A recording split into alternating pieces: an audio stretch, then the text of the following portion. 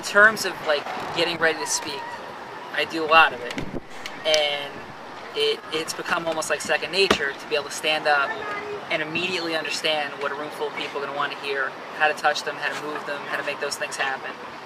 And as I was kind of thinking about today, it usually kind of comes together, just like a half an hour or so, and I was thinking about this earlier, and I can honestly say, like from the deepest places of integrity, that I could sit here and talk for a month, non-stop, continuously, and still, as well as everybody knows, Maureen, Grammy, my mom, who has an experience having her as a mother, you can't come close to understanding what it is. No matter how well you know her, no matter how many years, no matter what's gone on, unless you have that role. And the thing is that, about my mom, like, the only people, the only situations was ever angst or frustration towards her is for one reason and one reason only. Because people just want more. And there's not enough of her to go around. As a friend, as a mother, as a sister, as a grandmother, she needs 100 of her chopped up into little pieces. And the world, if there was 1 million of her, there wouldn't be enough of her in the world. I mean, that's the true reality. Everybody knows that. And everybody could sit here and think like that they, at times in their life, have wanted more of her time, more of her attention, more consideration. And from like some of the things that people said earlier, she gives it to people in prison, right? Like, she goes to people in prison for what thanks? She doesn't tell people about it. She's not screaming from the rooftops about it. She's not like promoting it on websites and across the board. She does it for no reason than it's what she thinks is right to get done in terms of life and helping other people. All right, so that's like her generally. Then as far as like a grandmother to the kids, it's indescribable. I mean, this is a woman who, at 60 years old, or just about, is in the middle of the ocean kissing stingrays. And for her, I don't think so, because it would make them happy, right? And think about that from every one of our perspectives. How many things that she has done in your life, not her life, not for her, just to make you happy. And how few people walk the face of the earth thinking that way. It's this, everybody has their own way of pleasing themselves. Maybe hers is that she really does like to please other people, but it's at this senseless, like selfless, ultra incredible level that she constantly, consistently makes other people happy at every level, right? Fran, I mean, everybody, endlessly. For me as my mom, like, there's this line that somehow parents never master, and it's either control and teaching and lessons and pressure, it makes kids want to like fly away, or it's this lax latitude, all this stuff that leads to an absence of discipline and challenges.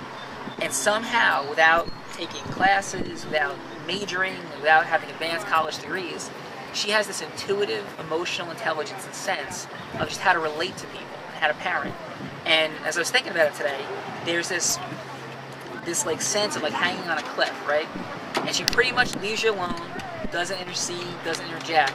But when you're hanging on the cliff, she still like only offers a hand if you want it. Like, she's not getting the rescue squad, she's not calling 911, but she's got her hand there, and if you want to reach for it, it's there. But if you feel the need to climb and to grow and be on your own journey and learn like what life has to offer, she lets you do it. And it's without judgment. It's with this pure love that like almost doesn't exist in the face of the earth. It almost doesn't exist anywhere.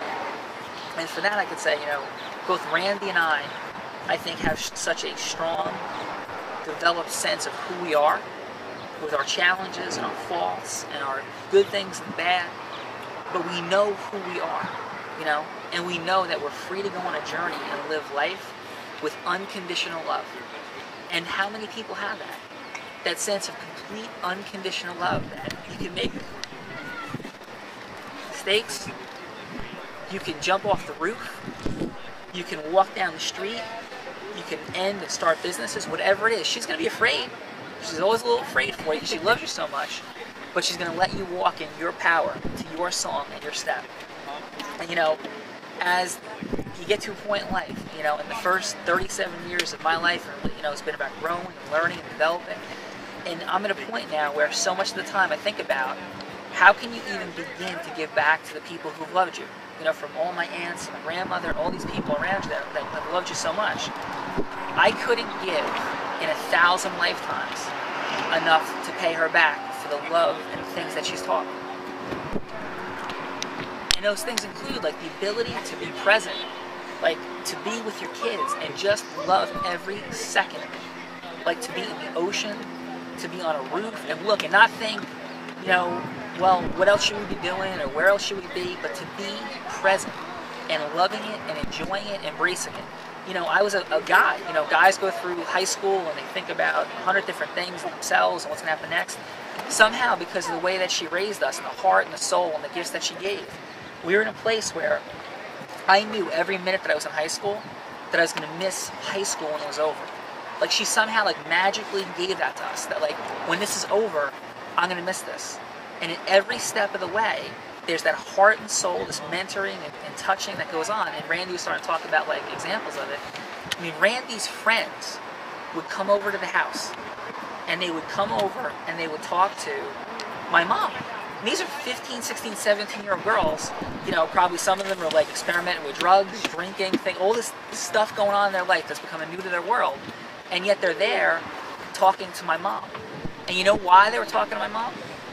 Because they didn't feel comfortable talking to anybody else, you know? And that's like the unbelievable thing about her. She's got prisoners, kids, adults, everybody has a problem, and there's a beeline to that doorstep.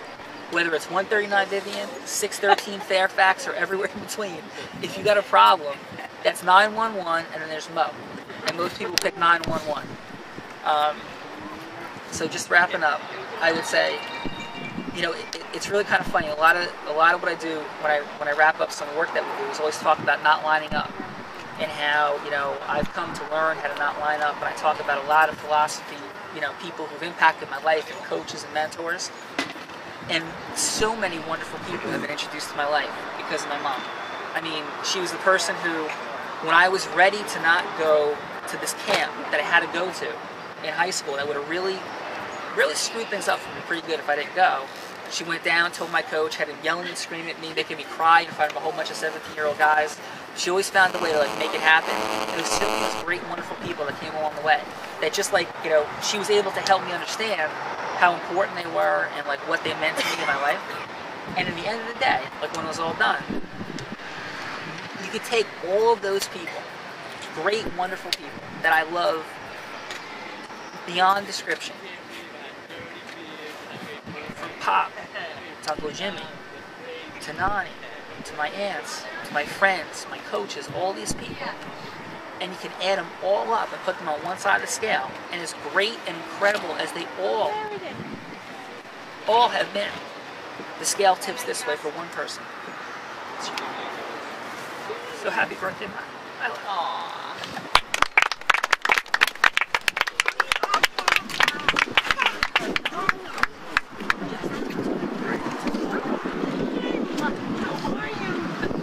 We just had a very emotional